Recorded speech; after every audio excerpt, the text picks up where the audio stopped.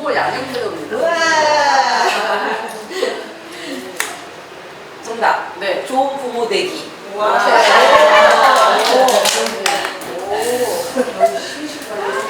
이렇게 나중에 여러분 강의할 때 처음에 이렇게 분위기를 띄우는 거예요. 그래서 조금 이제 그동안 오면서 경직된 거를 좀 풀어주는 거잖아요. 그 카드를 한번 이렇게 지금 이 부모교육 북파도에서 만든 거예요. 북파도 소장님이 다 진짜 개발하신 거예요. 끈에 보시면 이게 성인용이 있고 아동용이 또 있는데 처음에는 사용 설명서가 있을 거고, 네. 그 다음에 네 장이 여기 위에가 동물 카드로 되어 있을 거예요. 여기 우리가 그 성격 유형을 이렇게 북파도 연구소에서 한 부모교육조사의 과정에는 성격 유형을 이렇게 동물로 표현했어요. 동물로 표현했을 때 바로 와닿아요. 그래서 동물 카드가 4장이 있고, 그 다음에 척도 카드가 5장이 있을 거예요. 이거는 그 나중에 나의 성격 유형을 확인하기 위해서 척도 카드가 5장이 있을 거고, 그 다음에 이제 각각 7장씩 4가지의 7장씩 카드가 있어요. 그런데 이 중에서 지금 볼 거는 뭐 이렇게 막 안 꺼내도 돼요. 지금 한번 해보실 거는 그걸 이렇게 뒤집어 봐요. 안에는 이런 내용들이 있죠. 이런 내용들이 있는데 여기 뒤집어 봐요. 여기 뒤집어서 봐봐요. 여기 그림들이 있어요. 이게 다 또 사진을 찍어서 여기다가 연구소장님 사진을 찍어서 다 삽입을 해서 이 카드를 만들 거예요. 그림을 보면서 오늘 나의 분위기에 이건 나한테 마음에 와. 뭐 이런 거에서 하나 골라보세요. 아니면 이건 좀 나한테 걸리네. 뭐 이런저런 그런 것들 한번 하나만 골라보세요. 네네. 그 그림이 왜 골라졌는지 한번 말씀해 보시죠. 이렇게 꿈을 펼치는 그런 내용이 아니어서. 괜찮아요. 아무 상관없어요, 그거는. 저는 원래 하나 이글스 팬인데 어제 수원에 갔다 왔습니다. 그래서 이겼는데 차를 가져가서 이걸 못 먹고 왔어요. 오늘 이거 반드시 먹겠습니다. 그래서 확 날릴 수 있는 취미를 갖고 계셔서 좋은 것 같아요. 저는 야구장에 가서 이렇게 막 응원하는 사람 보면 저 사람들 에너지가 정말 부럽다. 그런 생각이 들어요. 얼마나 좋을까. 거기 가서 보는 거와 그냥 텔레비를 보는 거하고 천지 차이라고. 네, 맞아요. 우리 부모교육 지도사는 북파도 연구소에서 이제 부모교육 지도사를 민간 자격 과정으로 만든 거예요. 만든 거고, 부모교육 지도사라는 게 아마 그 외부에 또 있을 거예요. 교육 인성 말고도 또 있어요. 근데 여기서도 만들었는데, 여기는 그래서 그 카드 검사지를 가지고 액티비티 하는 하는 자격 과정이에요. 이건 칼융의 심리학적 이론과 대시와 라이언의 자기결정 이론을 가지고 동상이몽 카드하고 검사지를 만들었고, 이걸 활용해서 퍼시티테이션 방식으로 진행을 해요. 얘는 시각화했기 때문에 훨씬 쉬워요. 시각하면서 객관적으로 바라볼 수 있도록 하는 게 매우 효과적이고, 그래서 이제 아이하고 갈등을 겪고 있는 이런 부모라면 자신과 너무 다른 아이를 이해할 수 있어요. 쟤는 왜 저래가 아니라 쟤가 나랑 다르다는 걸 이해할 수 있고, 그런 거에 대한 거를 또 갈등을 풀 수도 있는 거죠. 이 과정은 관계 중심 코칭형 도구예요. 카드하고 검사지를 활용해서 성격 유형하고 부모 유형을 이제 진행하고, 오늘은 이제 성격 유형에 대한 전반기의 성격 유형에 대한 거를 할 거고, 나중에 하반기 이승자 원장님 부모 유형에 대한 걸 할 거예요. 그렇게 해서 이제 진단하고 동물 및 캐릭터 유형과 연계해서 나를 이제 객관적으로 바라볼 수 있고, 우선 이런 공부를 해보면 나를 바라볼 수 있잖아요. 나부터 치유가 되잖아요. 그래서 이런 공부가 필요한 것 같아요. 부모 역할 중 가장 중요한 것은 뭐라고 생각하세요? 원장님 한번 말씀해주세요. 부모의 역할 중 가장 중요한 것은 관찰을 잘 해야 그 아이가 어떤지 또 다른 말을 해주시고, 아이가 바랄 때 잘할 수 있도록 알려주고. 그렇죠. 그런 것도 중요하죠.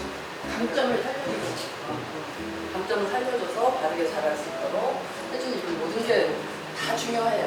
내가 뭐를 가장 중요하게 생각하느냐 차이예요. 다 중요한데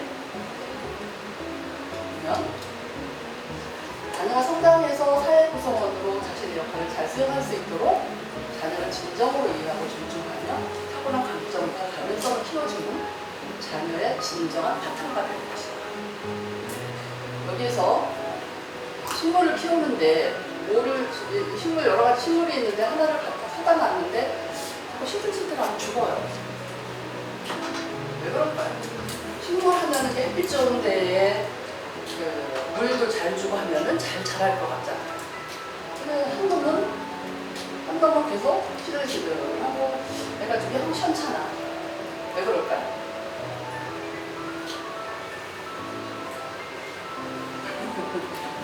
그거 말씀해보고 싶어요. 원장님? 애정을 안 줘서? 걔만 안 줄까? 다른 놈 다 주고? 잘하는 환경이 다른데 똑같이 그렇죠. 또 그렇죠. 자라는 환경이 식물도 다를 수 있는 거잖아요. 근데 식물이라고 다 햇빛 좋아하고 물 자주 주고 그러면 다 잘 자라는 거는 아닙니다. 식물도 다 다르다는 거예요. 이렇게 이 크로시아라는 거를 사서 갖다 놨을 때 얘는 공간 그르진 곳에 둬야 되는 식물이었어요. 그리고 물도 자주 안 주는 식물이었어요. 안 줘야 되는 식물인데 똑같이 하는 거예요. 그러니까 얘는 못 견디는 거죠. 그늘 때 가야 되는데 햇빛 쨍쨍한 데가 있고 물도 자주 주고 이렇게 다 다름을 가지고 이해하고 다르게 보살펴야 되는데 똑같이 했다라는 거예요. 이것을 우리가 이거를 배우는 성격 유형을 알아야 되는 이유, 부모의 양육 태도를 알아야 되는 이유가 이런 거지. 다 다르다는 걸 이해하기 위해서 배우게 됐습니다. 자, 여러분들 다 잘 알겠지만 기질, 성격, 인성에는 차이가 있죠. 기질은 어떤 거였죠? 선천적으로 타고나고 이거 바꿀 수 있어요? 없어요. 네. 바꾸려고 노력을 해서 바뀐 것 같지만 어느 스트레스 상황이나 이럴 때 나타난다는 거예요. 기질은 그래서 바꿔지지 않다는 거고 이게 타고난 거기 때문에 이 씨앗 같은 개념으로 볼 수 있다는 거예요. 성격은 이 기질이 타고난 걸 가지고 부모가 어떻게 이 아이를 양육하느냐에 따라서 환경이 아이가 자랄 때 환경은 가장 큰 게 누구예요? 아이의 그때 가장 큰 환경 부모죠. 부모가 아이를 양육하는 양육자. 지금 이 환경을 받아서 후천적으로 형성되는 게 성격이죠. 그래서 이거는 성격이 좋고 나쁜 건 없다. 성격이 좋고 나쁜 건 이 성격이 이럴 수도 있고 느릴 수도 있고 많을 수도 있고 급할 수도 있고 다 다르다라는 얘기고 인성은 성품 사람의 엔데미를 의미하는 거죠. 이거는 각자의 사고와 태도, 행동의 특성을 뜻하는 거기 때문에 성격하고는 좀 다른 거죠. 인성은 좋은 인성이 있고 나쁜 인성이 있고 나쁜 게 존재한다. 성격 플러스 훈련을 통해서 좋은 인성이 가능하다라는 거예요. 그래서 우리가 좋은 인성으로 아이들이 자랄 수 있도록 우리 역할도 어찌 원장님들 역할이 굉장히 큰 거예요. 아이들 해설을 해야 되는 게 이 막중한 역할을 가지고 계시다라고 저는 항상 원장님들한테 말씀을 하셔요. 심리학적 이론은 MBTI가 86 이론을 가지고 만든 거잖아요. 우리도 이 원장님, 소장님이 86의 심리학적 이론을 가지고 만든 거예요. 다른 사람이 누구든지 우리가 싸움을 할 때, 부모도 그렇고 싸움을 할 때 다 우리 내 마음 같잖아요. 어떤 일상생활의 모든 거에 다 내 마음 같아서 사기를 당한 사람들도 내 마음 같은 내 마음 같은 줄 알고 그렇게 행동했다가 당하고 막 이러는 거잖아요. 집에 처박혀 있어 하지만 그게 좋은 거예요. 에너지 방향하고 초점이 어디에 있느냐, 바깥에 있느냐, 바깥에 사람들과 어울렸을 때 좋으냐. 그러니까 차라리 피곤하고 막 이럴 때도 외향형들은 밖에 나가 사람들하고 어울리면서 하니까 외향으로 생각을 하더라고요. 근데 우리가 내향만 있다, 외향만 있다. 찬성인 사람 없어요. 나중에 어느 성향이 좀 더 있느냐라는 거지. 이것만 갖고 있는 거 아니에요. 모든 것을 다 여기 같이 연결해주세요. 외향형 애들은 혼자 공부하는 것보다 친구들과 함께 할 때 좋아. 더 학습 능력이 오르고 모든으로 블로그를 할 때 더 공부가 잘 되는 편이고 때마다 발표하고 토론하고 이 외환형들 혹시 발표에 막 더 적극적으로 하나요? 그 내향형 부모와 내향형 자녀 사이에서 발생하는 문제와 이거는 한번 같이 해보도록 해요. 외향형 부모는 외향형이야. 아이는 내향형이야. 여기서 발생할 수 있는 문제, 이런 문제가 어떤 게 있고 발생할 수 있는 문제가 어떤 게 있고, 그다음에 해결하기 위해서 부모 노력을 어떤 걸 할 수 있을지. 팀별로 여기다 반 나눠서 여기는 문제, 여기는 해결하고. 사실 이게 우리가 이제 공부하는 그 이유예요. 한 사람은 발표하는 사람으로 정하고, 한 사람은 쓰는 사람으로 정하고. 그 각각 통통에 문제 없어?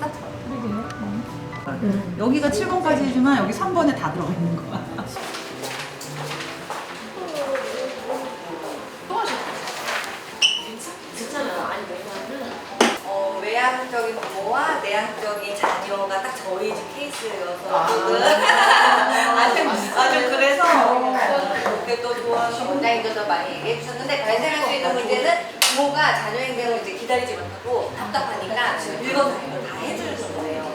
그러면은 이제 그거에 대한 부모의 노력은 조금 이제 인정하고 기다린다. 할 수 있도록. 그리고서 두 번째는 이제 외향적이니까 제가 또 그랬던 거예요. 계속 끌고 다녔어요. 다양한 경험을 위해 다방면으로 체험할 수 있게 이번 주는 여기고 다음 주는 뭐 이런 식으로 여기가 좋대. 그러면 아이는 조금 집에서 좀 쉬고 싶고 이제 그럴 수 있는데 다 끌고 다니까 아이는 진짜 지치는 것 같더라고요. 그래서 이럴 때는 자녀의 기질이나 성향을 좀 파악하고 조금 이제 선호하는 이 아이에 맞게끔 장소를 좀 함께 뭐 좀 스케줄을 좀 조정을 해야 되지 않을까 그런 생각을 들었고 사실은 또 제가 또 좀 잔소리가 진짜 많아지는 것 같더라고요. 근데 사실 바르게 키우기 위한, 잘 되라기 위한 계속 저어줘요. 그래, 안 돼, 이거 해야지, 이거 안 돼, 이거 하는데, 저 진짜 옛날에 제 딸이 제 입을 짓들이 많았어요. 근데, 그러니까 이제 일반 소통이 아닌 상호 간의 소통으로 이렇게 대화를 좀 해서 이렇게 좀 절충을 좀 필요합니다. 그래도 그 딸은 건강하다. 엄마를 풀어가면서. 저희 엄마 대단. 그래서 제가.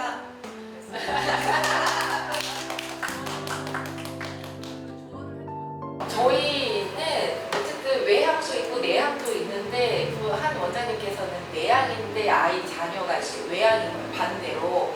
그래서 그걸 또 반대로 한번 생각을 해보자고 또 이렇게 썼거든요. 그래서 첫 번째는 어쨌든 아이들이 뭔가를 이렇게 할 때 부모는 좀 이렇게 해봐 하면서 좀 빨리빨리 하기를 원하잖아요. 근데 내향적 아이들은 그게 이제 이렇게 빨리빨리 해야 되는 이런 실천들이 조금 안 되고 있죠. 그래서 기다려주지 못하지만 아이들이 좀 할 수 있도록 좀 동기부여를 할 수 있게끔 만들어주고 그러면서 기다리면 아이들이 참여하지 않을까 해서 이제 첫 번째는 이렇게 썼고요. 두 번째도 마찬가지인데 좀 활동적인 그런 것들을 좀 다양하게 좀 해봤으면 하는데 또 아이들은 그렇지 않잖아요. 그래서 그럴 때 의견을 좀 들어보고 만약에 아이가 안 하려고 그러면 부모도 옆에서 같이 해보면서 좀 아이 그 내향적인 성격을 좀 외향적으로 조금 이렇게 이끌어줄 수 있도록 하면서 아이가 할 수 있는 것들에 대한 거를 좀 들어보고 아이가 원하는 거를 해보면 좋겠다 했고요. 세 번째는 외부 활동을, 그러니까 이 외부 활동이라는 거는 친구 관계도 마찬가지예요. 집에서만 있는 아이들은 좀 밖에 나가서 친구랑 좀 놀고 마라탕도 먹고 막 이러는데 그렇지 않고 집에서만 있는 아이들이 있어요. 그래서 좀 나가면 어떻게니, 친구 만나면 어떻게니 하고 이제 자꾸 잔소리 하면서 개입을 하거든요. 근데 그럴 때에도 좀 내부적인 활동도 하지만 밖에 나가서 친구들 만나고 또 다른 활동도 하고 이런 것들을 너가 이거 한 번 할 때는 이것도 해라 하면서 이제 약속을 좀 만들면 주목하는 매장을 꺼내보세요. 주목하는 매장 꺼내서 한번 읽어보세요. 앞뒤로. 주목하드 말고 매장 한번 꺼내보시고 앞뒤로 읽어보시고 얘기하시는 거고 그럼 우리는 어떻게 활용하냐. 이 사자형 그 부모님이 이 사자형이 이제 나 그렇게 행동을 했고 그렇게 말을 하고 그랬구나. 그러면 나는 그 사람을 아니까 적을 알면 백전백승이라고 그랬잖아요. 그 사람을 아니까 그 사람을 대할 수가 있죠. 그렇게 해서 내 성격 유형도 알고 그분의 그분을 직접 검사는 안 해봤지만 그 사람 하는 걸 봤을 때 알 수 있다고. 그래서 그걸 따라서 선별교육에다가 배처하는 거를 해보시면 돼요. 정말 되게 잘하시잖아요. 근데 약점으로 우유부단 결정을 시집품 있을 때까지 우유부단을 해놓고 변화하는 걸 싫어해요. 이런 걸 그래서 외향하면서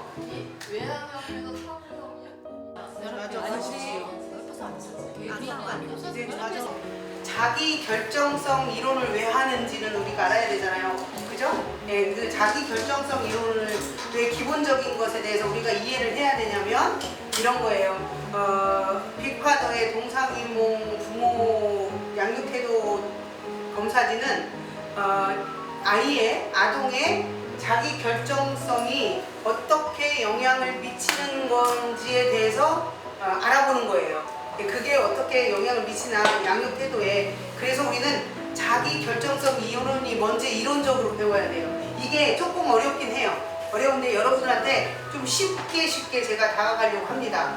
우선 자기 결정성이라는 게 뭐냐면 아시잖아요. 그죠? 어떤 그 환경적인 것에 있어서 어떤 결정하는 데 있어서 자기가 어떻게 행동을 취하느냐를 자기 스스로 결정하는 거잖아요. 그래서 자기 스스로 결정한다라는 의미에서 숨겨져 있습니다.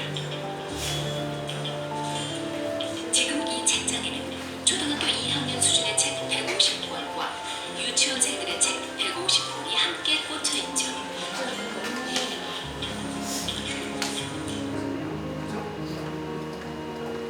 여러분 보셨죠?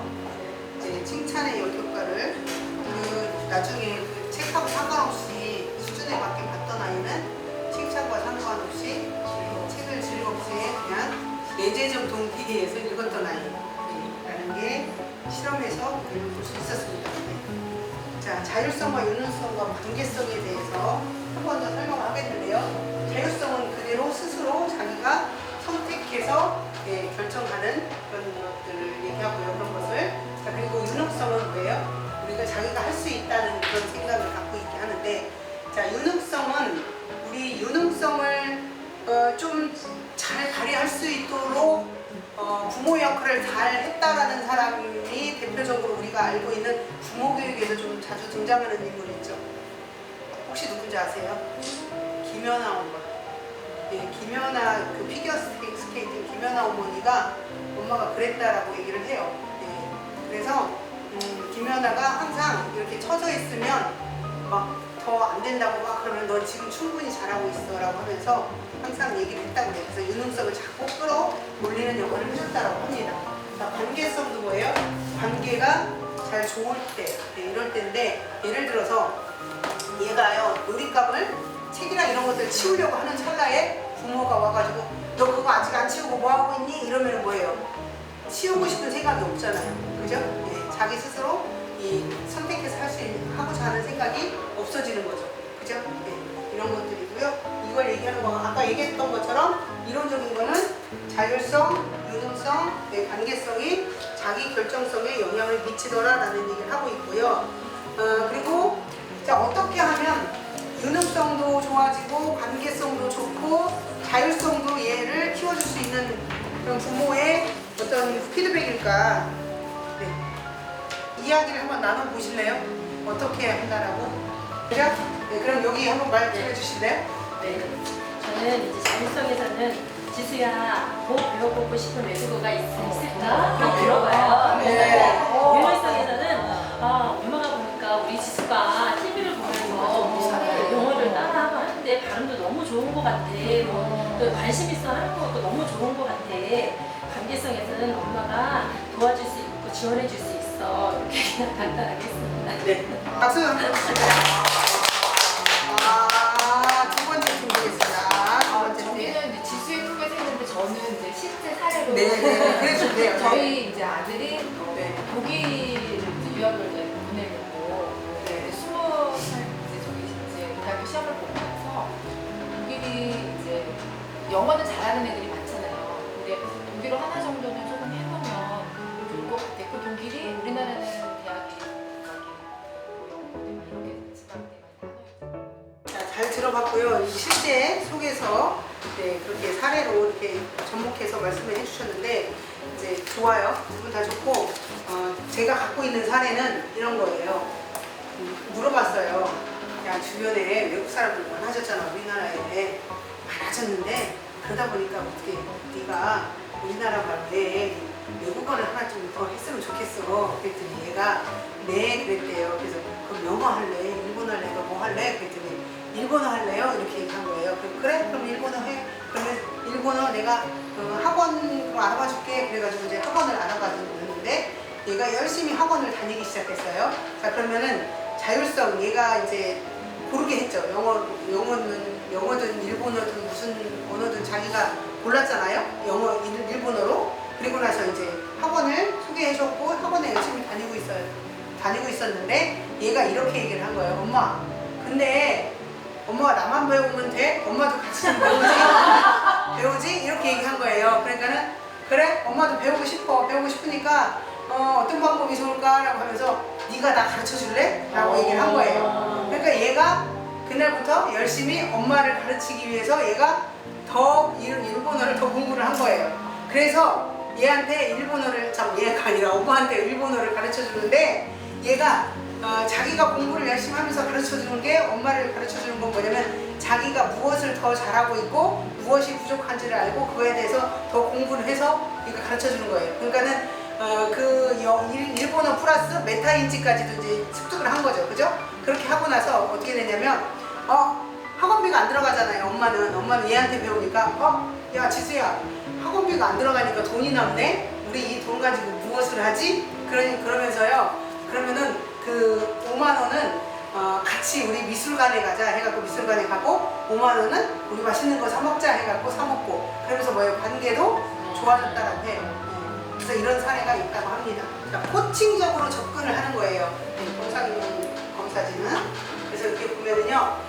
우리 양육태도에 대해서 부모의 양육태도에 대해서 관점을 좀 바꿔볼 필요가 있는 게 뭐냐면 아이들이 자라는 그 단계별로 부모의 역할이 어떤 유형의 역할로 계속 일관되게 이렇게 아이들을 양육하거나 대하면은 안 되는 거죠. 왜냐하면 아이들이 자라면서 뭐가 생겨요? 이 아이들의 발달이 생기잖아요. 발달 상태가 달라지잖아요. 자, 그렇다면 아주 어렸을 때는 뭐가 필요해요? 얘네들은 보살핌이 필요하잖아요. 생애적으로 주기적으로 봤을 때 아주 특별한 시기에 있죠. 부모의 보살핌이 필요한 시기. 자, 이때 되면 뭐가 필요해요? 예, 코치형 부모가 좀 필요하죠. 그리고 이때 되면은 뭐가 필요해요? 이거는 좀 허용적이고 자율적으로 좀 놔둬야 되고. 자, 이때 되면 뭐 해야 돼요? 드디어 방목해야죠. 방임하고 방목해야 되잖아요. 그죠? 우리는 이렇게 해야 된다. 그런데 영유아 시기에도 어떻게 부모가 아이의 기질에 따라서 꼭 이 아이한테 보살핌만 오롯이 줘야 될 아이만 있는 건 아니다.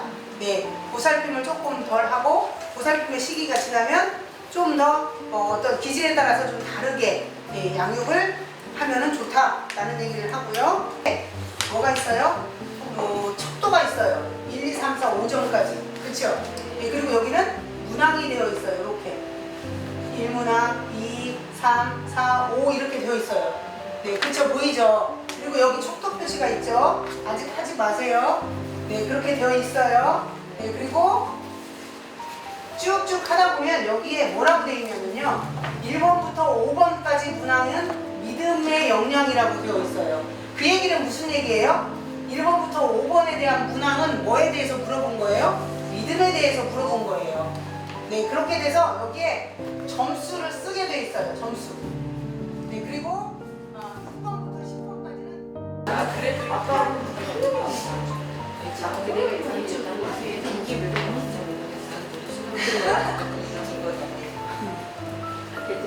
그게 뭐예요? 커서 21번부터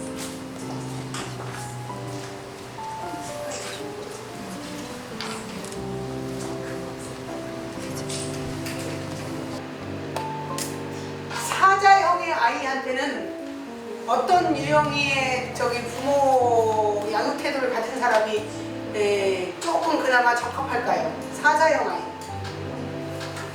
사자. 자, 사자의 유형은 어떤 특징이 있어요? 아이가 주도적이고 목표 지향적이고, 네, 그리고 리더십 있고, 네, 그 다음에 허용적인 부모가 조금 적합하겠죠, 그죠? 네, 이렇게 하는 거예요. 네. 여러분 갱신이 얘기했어요, 그죠?